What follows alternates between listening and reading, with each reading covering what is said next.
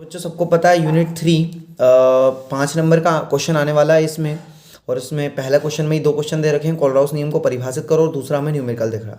Kohlrausch नियम क्या होता है, सबसे पहले तो हम ये समझ लेते हैं कोलराउस नियम क्या है। तो मान लो इस m का मतलब हमारा यहाँ पे क्या हो गया है, आणविक। ये जो हमने बनाया हुआ है लेमडा, इसका मतलब हो गया चालकता, और ये हो गया हमारा अनंत। अनंत अनुता पर विद्युत अपघट्य की आणविक चालकता। अनंत अनुता पर कोलराउस नियम के अनुसार अनंत अनुता पर विद्युत अपघट्य की आणविक चालकता का मान अनंत अनुता पर उसके धनायन और ऋणायन, सी मतलब धनायन कैटायन, और उसके ऋणायन की चालकता के योग के बराबर होता है। कोलराउस नियम के अनुसार अनंत अनुता पर विद्युत अपघट्य की आणविक चालकता का मान अनंत अनुता पर उसके धनायन और ऋणायन की चालकता के योग के बराबर होता है। यही हमारा क्या हो गया है, कोलराउस नियम। अब कोलराउस नियम के बाद अगर हम बात करें दूसरा इसके सवाल की, तो 0.025 मोल पर लीटर सांद्रता दे रखी है। मेथनोइक अम्ल की चालकता इतनी दे रखी है, यानी आणविक चालकता ये रही। Siemens centimetre square mole inverse है। इसकी वियोजन की मात्रा यानी कि हमें अल्फा को ज्ञात करना है, एवं वियोजन स्थिरांक का परिकलन करना है, और वियोजन स्थिरांक को भी ज्ञात करना है यानी के को। दिया गया है धनायन की चालकता और ऋणायन की चालकता। तो सांद्रता हमें इतनी दे रखी है, ये रही। अनंत अनुता पर वो शीत अनुता पर या सी सांद्रता पर आणविक चालकता हमें इतनी दे के रखी है, सीमेंस मोल इनवर्स इतनी दे रखी है। और तो ये हमें दे रखी है क्या, अल्फा। अल्फा हम निकालने के लिए कुछ नहीं करेंगे, क्योंकि अल्फा ही हमें निकालना है, वियोजन की मात्रा। अल्फा का मतलब यहाँ क्या हो गया हमारा, वियोजन की मात्रा, वियोजन की मात्रा। तो अल्फा हमें निकालना है। तो अल्फा निकालने के लिए हमने सी सांद्रता पर हमारी चालकता कितनी दे रखी है, सी सांद्रता पर चालकता 46.15 centimetre siemens centimetre square mole inverse, siemens centimetre square mole inverse. और ये दे रखा है हमें, तो इसको हम कैसे निकाल सकते हैं, कोलराउस नियम की सहायता से। यहाँ से अभी हमने लिखा था। एक्स और वाई को नहीं लिखेंगे, क्योंकि एक्स और वाई यहाँ पर एक है, यहाँ पर भी एक्स और वाई कितना हो गया, एक है हमारे पास। तो एक्स वाई को लिखने की जरूरत नहीं है। हमें कितना दे रखा है, 54.6। और ये कितना दे रखा है हमें, सी कितना दे रखा है, सी मतलब क्या होता है, धनायन। धनायन कितना दे रखा है, 349.6 हमें दे के रखा है, ठीक है। और इन दोनों को जब हम जोड़ेंगे तो ये हो जाएगा हमारा 404.2 इन दोनों को जोड़ने पर। यहाँ से हटा देंगे, यहाँ से हटा देंगे, एक जीरो लगा देंगे, और जब हम इसका इसमें डिवाइड दे देंगे तो हमारा आंसर आ जाएगा 0.114। ये हमारा किसका वैल्यू आ गई, अल्फ़ा की वैल्यू कितनी आ गई, 0.114। ये हमने अल्फ़ा निकाल चुके हैं। अब हम अल्फ़ा निकालने के बाद क्या करने वाले हैं बच्चों, अल्फ़ा निकालने के बाद अब हमें निकालना है के। तो के के लिए एक फॉर्मूला होता है, के ए बराबर होता है अल्फ़ा स्क्वायर सी यानी कि सांद्रता और 1 माइनस अल्फ़ा।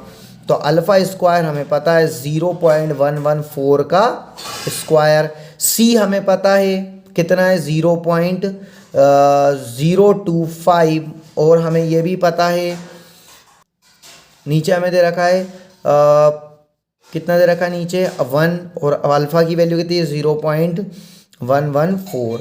जब हम इसका स्क्वायर कर लेंगे तो यहाँ आ जाएगा, इसका स्क्वायर कर लेंगे, हम मल्टीप्लाई कर लेंगे तो कितना जाएगा 0.01299 और बाकी तो ये हमारा इतना ही रहेगा 0.025। ये तो हमारा इतना ही रहेगा, ठीक है ना।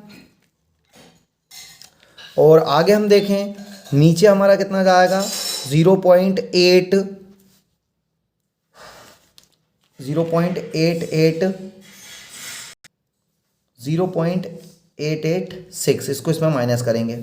जब हम इसको कैलकुलेट करेंगे तो हमारा जो आंसर आएगा वो आएगा 3.67 10⁻⁻⁴। ये हमारी किसकी वैल्यू आ गई, के ए की वैल्यू आ गई।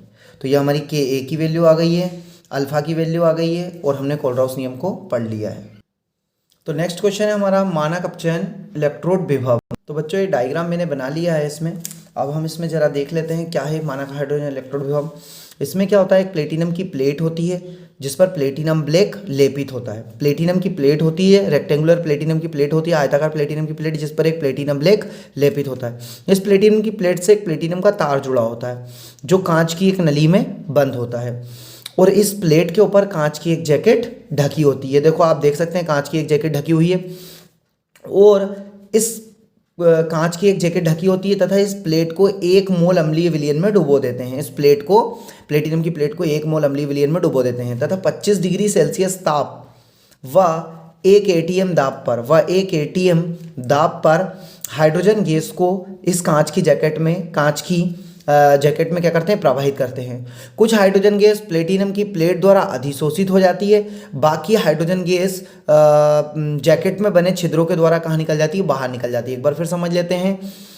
चित्र में मानक हाइड्रोजन इलेक्ट्रोड विभव को दर्शाया गया है। इसे नॉर्मल हाइड्रोजन इलेक्ट्रोड विभव भी कहते हैं। इसमें प्लेटिनम की एक प्लेट होती है जिस पर प्लेटिनम ब्लैक क्या होता है, लेपित होता है। इस प्लेटिनम की प्लेट से प्लेटिनम का एक तार जुड़ा होता है और ये प्लेटिनम का तार कांच की एक नली में बंद होता है। देखो ये रही कांच की एक नली, तो कांच की एक नली में क्या होता है, ये बंद होता है, कांच की एक नली में बंद होता है। इस प्लेट के ऊपर कांच की एक जैकेट ढक देते हैं। इस प्लेट के ऊपर कांच की हमने क्या ढक दी, एक जैकेट ढक देते हैं और इस प्लेट को 1 मोल अम्लीय विलयन में डुबोकर 25 डिग्री सेल्सियस ताप व 1 एटीएम दाब पर हाइड्रोजन गैस को प्रवाहित करते हैं। कुछ हाइड्रोजन गैस प्लेटिनम की प्लेट पर अधिशोषित हो जाती है और बाकी हाइड्रोजन गैस बुलबुलों के रूप में बाहर निकल जाती है। कुछ समय पश्चात क्या होगा फिर, हाइड्रोजन पर प्लेटिनम की प्लेट पर उपस्थित हाइड्रोजन और विलयन में उपस्थित हाइड्रोजन आयन के बीच साम्य स्थापित हो जाता है। और यदि SHE एनोड की तरह कार्य करता है, तो H2 और 2H आयन और 2 इलेक्ट्रॉन। यदि यह कैथोड की तरह कार्य करता है तो 2H आयन, 2 इलेक्ट्रॉन और H2। ओके, ये हो गया हमारा सेकंड क्वेश्चन। अब हम थर्ड क्वेश्चन की बात करें तो थर्ड क्वेश्चन है हमारा विद्युत रासायनिक श्रेणी। धातुओं और अधातुओं को उनके अपचयन विभव के बढ़ते क्रम में व्यवस्थित करने पर हमें जो श्रेणी प्राप्त होती है उसे हम क्या बोलते हैं, विद्युत रासायनिक श्रेणी। धातुओं और अधातुओं को उनके मानक अपचयन विभव के बढ़ते क्रम में व्यवस्थित करने पर जो श्रेणी प्राप्त होती है उसे विद्युत रासायनिक श्रेणी कहते हैं। उसे हम क्या कहते हैं, विद्युत रासायनिक श्रेणी कहते हैं।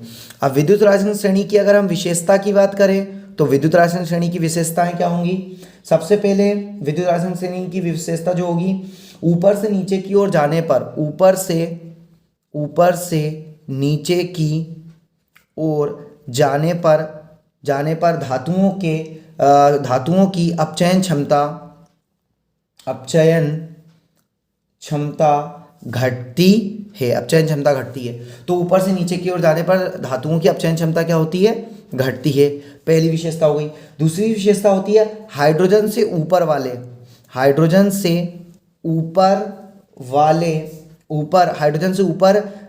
वाली जो धातुएं होती हैं वो अम्लों से क्रिया करके क्या मुक्त करती हैं, हाइड्रोजन गैस को मुक्त करती हैं। तो हाइड्रोजन से ऊपर वाली जितनी भी धातुएं हैं, हाइड्रोजन से ऊपर वाली जितनी भी धातुएं हैं वो सब अम्लों से क्रिया करके क्या मुक्त करती हैं, हाइड्रोजन गैस। हाइड्रोजन के ऊपर आप देख लो धातु कितनी है, वो सभी अम्लों से क्रिया करके क्या बनाएंगी, हाइड्रोजन गैस। अगर हम तीसरे पॉइंट की बात करें तो हाइड्रोजन से ऊपर वाले सभी तत्व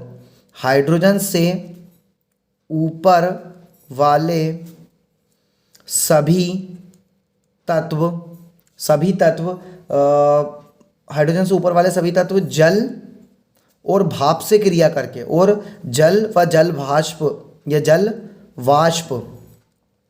वाष्प से क्रिया करके हाइड्रोजन गैस को मुक्त करते हैं। तो हाइड्रोजन से ऊपर वाले सभी तत्व अम्लों से क्रिया करके हाइड्रोजन बनाते हैं और हाइड्रोजन से ऊपर वाले सभी तत्व जल से या जल वाष्प से क्रिया करके क्या बनाते हैं, हाइड्रोजन गैस बनाते हैं। चौथे पॉइंट की बात करें, जिस तत्व का अपचयन विभव जितना अधिक होगा, जिस तत्व का अपचयन विभव जितना अधिक होगा वह तत्व उतना प्रबल आक्सीकारक होगा। उतना क्या होगा, वो प्रबल आक्सीकारक होगा। पांचवी अगर हम बात करें उतना प्रबल आक्सी कारक होगा। यानी मैंने आपको सारी श्रेणी बता दी है। सबसे पहले मैंने आपको बताया है कि ऊपर से नीचे की ओर जाने पर तत्वों की अपचयन क्षमता क्या होती है, घटती है। हाइड्रोजन से ऊपर वाले सभी तत्व अम्लों से क्रिया करके हाइड्रोजन गैस उत्पन्न करते हैं और हाइड्रोजन से ऊपर वाले सभी तत्व जलवाष्प और जल से क्रिया करके हाइड्रोजन गैस उत्पन्न करते हैं। जिस तत्व का अपचयन विभव जितना अधिक होगा वह उतना प्रबल आक्सीकारक होगा, वह उतना प्रबल आक्सीकारक होगा। पांचवा और लास्ट हमारा बचा हुआ है श्रेणी का ऊपर वाला तत्व नीचे वाले तत्व को उसके विलयन में विस्थापित कर सकता है। जो श्रेणी का ऊपर वाला तत्व होता है, श्रेणी का जो ऊपर वाला तत्व होता है वो नीचे वाले तत्व के विलयन में से उसको क्या कर सकता है, विस्थापित कर सकता है। ये होगा हमारा थर्ड क्वेश्चन। तो क्वेश्चन आया हमारा मोलर चालकता क्या है और मोलर चालकता और विभिन्न चालकता पर तनुता के प्रभाव को समझाइए। मोलर चालकता पहले बता देते हैं। मोलर चालकता बहुत इजी चालकता है। मोलर चालकता देखना यार ध्यान से। मोलर चालकता एक मोल विद्युत अपघट्य युक्त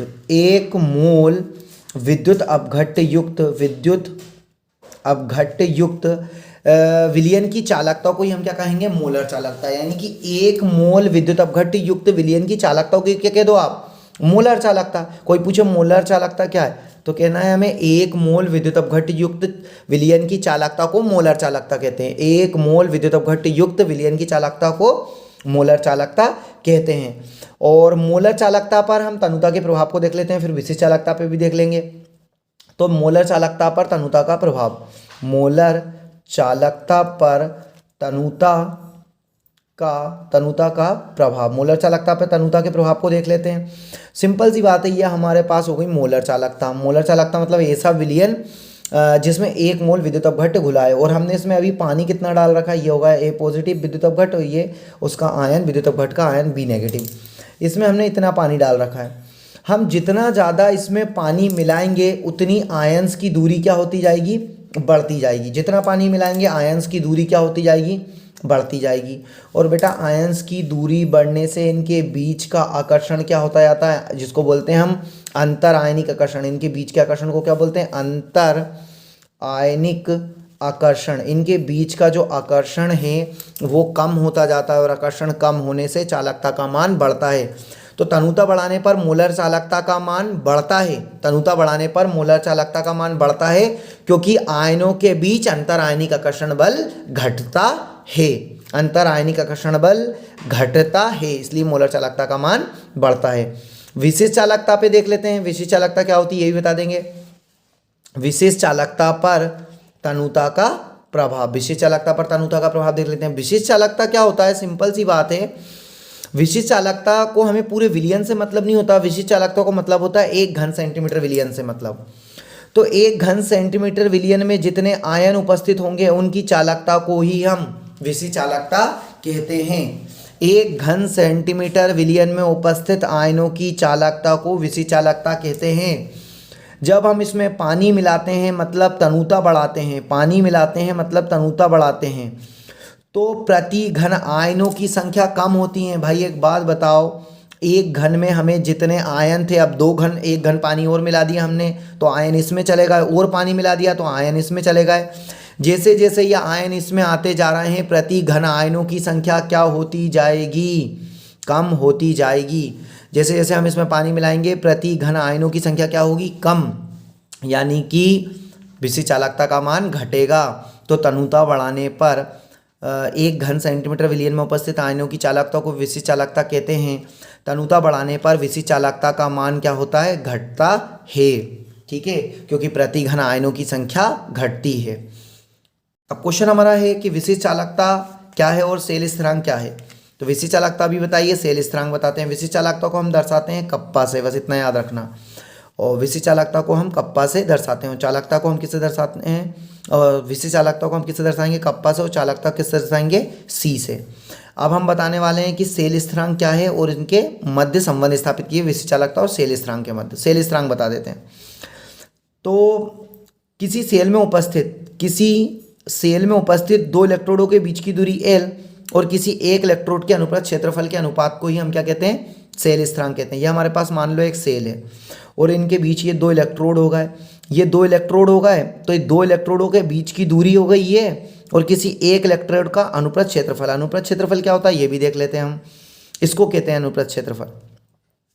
तो किसी दो इलेक्ट्रोडों के बीच की दूरी L और किसी एक इलेक्ट्रोड के अनुप्रस्थ क्षेत्रफल के अनुपात को हम क्या कहते हैं, सेल स्थिरांक कहते हैं। तो इसे हम x से दर्शाते हैं। इसकी इकाई भी देख लेते हैं हम, इसको दर्शाएंगे लंबाई को सेंटीमीटर से, अनुप्रस्थ क्षेत्रफल को लिखेंगे क्षेत्रफल को सेंटीमीटर स्क्वायर से। 1 सेंटीमीटर से 1 सेंटीमीटर क्या हो गया, कैंसिल हो गया, ऊपर सेंटीमीटर पहुंच गया सेंटीमीटर इनवर्स। ये सेल स्थिरांक की हमारी इकाई हो गई सेंटीमीटर इनवर्स। संबंध बताना है हमको विशिष्ट चालकता से, तो हम सब जानते हैं कि प्रतिरोध जो होता है वो लंबाई के समानुपाती और अनुप्रस्थ क्षेत्रफल के व्युत्क्रमानुपाती होता है। यानी कि हम लिख सकते हैं R बराबर रो, रो का मतलब यहाँ पे विशिष्ट प्रतिरोध है, और L अपॉन A। हम सबको पता है कि L अपॉन A को हम क्या लिख सकते हैं, L अपॉन A को अभी हमने बताया, हम क्या लिख सकते हैं, X लिख सकते हैं, सेल स्थिरांक X लिख दिया, ठीक है। और हमें ये भी पता है कि हम अब इसको क्या लिख सकते हैं, X बराबर R अपॉन रो, और R हमारा जो होता है, हम सबको पता है कि हम लिख सकते हैं रो को नीचे पहुंचा सकते हैं, तो x बराबर हो जाएगा R अपॉन रो। अब हम सबको पता है कि R मतलब R मतलब प्रतिरोध जिसका जो विलोम होता है किसका, विशिष्ट चालकता का, ठीक है, वो सॉरी चालकता का। प्रतिरोध जो होता है वो चालकता का विलोम होता है, और विशिष्ट प्रतिरोध होता है विशिष्ट चालकता का विलोम। यानी हम इसको ये लिख सकते हैं। अब हम सबको पता है कि हम C को नीचे पहुंचा सकते हैं और K को ऊपर पहुंचा सकते हैं, तो C हमारा कहाँ जाएगा, नीचे, और K कहाँ पहुंच जाएगा, ऊपर। यानी कि x बराबर हो जाएगा हमारा कप्पा अपॉन C, विशिष्ट चालकता, विशिष्ट चालकता, और नीचे हमारा क्या जाएगा, चालकता। यानी कि अब हमें पता है x बराबर हम लिख सकते हैं कप्पा अपॉन C। यानी कि हम इसको कर सकते हैं सेल स्थिरांक और चालकता को हम मल्टीप्लाई में लिख सकते हैं, चालकता C है हमारी, और बराबर हम कर सकते हैं विशिष्ट चालकता। यानी कि हमारा जो है वो प्रूफ हो चुका है कि चालकता जो है वो सेल स्थिरांक, जो विशिष्ट चालकता है वो सेल स्थिरांक और चालकता के गुणनफल के बराबर होती है। विशिष्ट चालकता सेल स्थिरांक और चालकता के गुणनफल के क्या होती है, बराबर होती है। यही इनमें क्या था, संबंध था। नेक्स्ट क्वेश्चन देख लेते हैं। लास्ट क्वेश्चन है हमारा, जो बोला गया 0.00241 मोल एसिटिक अम्ल की चालकता 7.89 10⁻⁴ इतनी है, तो इसकी मोलर चालकता परिकल्पना कीजिए। यानी कि सबसे पहले तो हमें इसकी मोलर चालकता निकालनी है, और मोलर चालकता का मतलब होता है लेमडा m, ठीक है। उसके बाद अगर हम बात करें तो मोलर चालकता, यदि एसिटिक अम्ल के लिए ये का चालकता का मान इतना है, तो इसका वियोजन स्थिरांक ज्ञात कीजिए। यानी कि हमें एक और चीज़ ज्ञात करनी पड़ेगी, क्या, वियोजन स्थिरांक, यानी कि Ka, एसिड के लिए A। तो सबसे पहले हम लिख लेते हैं, दिया गया है हमें, क्या क्या दिया गया है, हमें C दे रखा है, यानी कि सांद्रता दे के रखी है। सांद्रता कितनी दे रखी है, 0.00241, ठीक है, m इतनी सांद्रता रखी है। चालकता दे रखी है सांद्रता पर, इस सांद्रता पर हमें क्या दे रखी है, चालकता भी दे रखी है। तो मोलर चालकता दे रखी है सांद्रता पर हमें 7.896 10⁻⁻, इस सांद्रता पर हमें चालकता भी दे रखी है, मोलर चालकता। अब हम बात करें अनंत अनुता पर, हमें आणविक चालकता भी दे रखी है, तो अनंत अनुता बोल सकते हैं। अनंत अनुता पर हमें आणविक चालकता कितनी दे रखी है, 390.5 siemens, 390.5 siemens centimetre square mole inverse. कितना दे रखा है, 390.5 siemens mole centimetre square mole inverse. ये सीमेंस है, siemens centimetre square mole inverse. अब हमें निकालना क्या है, निकालना है हमें क्या, मोलर चालकता निकालनी है हमें। तो मोलर चालकता हम निकाल सकते हैं। तो मोलर चालकता हम कैसे निकालेंगे, तो मोलर चालकता के लिए हमें पता है कि मोलर चालकता बराबर होगा K इंटू 1000 अपॉन m, ये हमारा मोलर चालकता होगा। तो हम इसको निकाल सकते हैं मोलर चालकता। बच्चे यहाँ पे थोड़ी मिस्टेक हो गई है सवाल में, ये जो दे रखा है हमें, ये क्या है, हमारी मोलर चालकता नहीं है, ये हमारी विशिष्ट चालकता, सीमेंस सेंटीमीटर स्क्वायर, ये उसकी यूनिट है। मैं इससे मोल इनवर्स से कंफ्यूज हो गया था। सीमेंस सेंटीमीटर स्क्वायर जो है वो इसकी यूनिट है, ठीक है ना। यानी कि ये जो हमें दे रखी है वो हमें क्या दे रखी है, विशिष्ट चालकता दे रखी है, यानी कि कप्पा दे रखी है। ये जो है वो हमारी क्या है, कप्पा, यानी कि विशिष्ट चालकता है, ठीक है। मोल इनवर्स से कन्फ्यूज हो गया था मैं। तो यहाँ पर हमारी सांद्रता हो गई है, विशिष्ट चालकता हो गई है। विशिष्ट चालकता हम कैसे पहचानेंगे, यूनिट से पहचान लेंगे। विशिष्ट चालकता की यूनिट होती है ओम इनवर्स सेंटीमीटर स्क्वायर या फिर सीमेंस सेंटीमीटर स्क्वायर। हमें निकालना क्या है, आणविक चालकता, तो हमें क्या करना है, निकालना है। अब हमें विशिष्ट चालकता दे रखी है, कितनी दे रखी है विशिष्ट चालकता, हमें पता है 7.896 10⁻⁵ 1000। और उसके बाद हमें नीचे कितना दे रखा है, सांद्रता दे रखी है, हमें कितनी दे रखी है 0.00241 दे रखी है हमें। अब हम देखेंगे 1 2 3 1 2 3 4 5, तो यहाँ से इसको हटा देंगे, ठीक है। तो ऊपर कितनी जीरो बढ़ाएंगे, 2, तो 2 जीरो पर बढ़ गई। अब ये हमारे 5 जीरो ये हो गई, ये 5 ये माइनस का इससे कैंसिल हो गया, बचा क्या हमारे पास 7896 और नीचे आ जाएगा 241। जब इसका इसमें डिवाइड देंगे तो हमारा आंसर आएगा 32.76 siemens centimetre square mole inverse. ये होती है आणविक चालकता की इकाई, और ये हमारी किसकी इकाई थी, विशिष्ट चालकता की इकाई, जो हमने के की वैल्यू रखी थी ये वाली, ठीक है ना। अब हमने इसमें डिवाइड दिया तो हमारे क्या मिल गई, आणविक चालकता मिल गई। अब हमें निकालना क्या है, अल्फा। तो अल्फा निकालने के लिए हमको पता है अल्फा बराबर होता है सी तनुता पर आणविक चालकता और अनंत अनुता पर आणविक चालकता। सी तनुता पर हमें आणविक चालकता दे रखी है जो हमने निकाली है, क्या निकाली है हमने, ये निकाली है। तो कितना आ गया 30। सी तनुता पर मतलब ये इतनी सांद्रता पर चालकता हमारी इतनी आ चुकी है, तो ये सी तनुता पर आणविक चालकता है। वो कितनी हो गई, यहाँ पे चाहो तो आप सी भी कर सकते हो। तो हमने ये सांद्रता यहाँ बता दी है। तो सांद्रता पर चालकता कितनी हो गई, आणविक चालकता 32.76, ठीक है ना। और उसके बाद अनंत अनुता पर आणविक चालकता हमें यहाँ पे दे रखी है, अनंत अनुता पर आणविक चालकता कितनी है 390.5। तो जब हम इसमें डिवाइड करेंगे तो हमारा आंसर आएगा 8.39 10⁻⁻²। आप करके देखना, इतना अपना हमारा आंसर आ जाएगा, ठीक है। अब उसके बाद अगर हम बात करें तो हमारी अल्फ़ा की वैल्यू आ चुकी है 8.39 इंटू 10⁻², ठीक है। अल्फ़ा आ चुका है हमारा। अब हम निकालना है क्या है, वियोजन स्थिरांक निकालना है। तो ये रहा हमारा वियोजन स्थिरांक। इसको निकालने के लिए हमें पता है फॉर्मूला अल्फ़ा स्क्वायर सी यानी कि सांद्रता और 1 माइनस अल्फ़ा।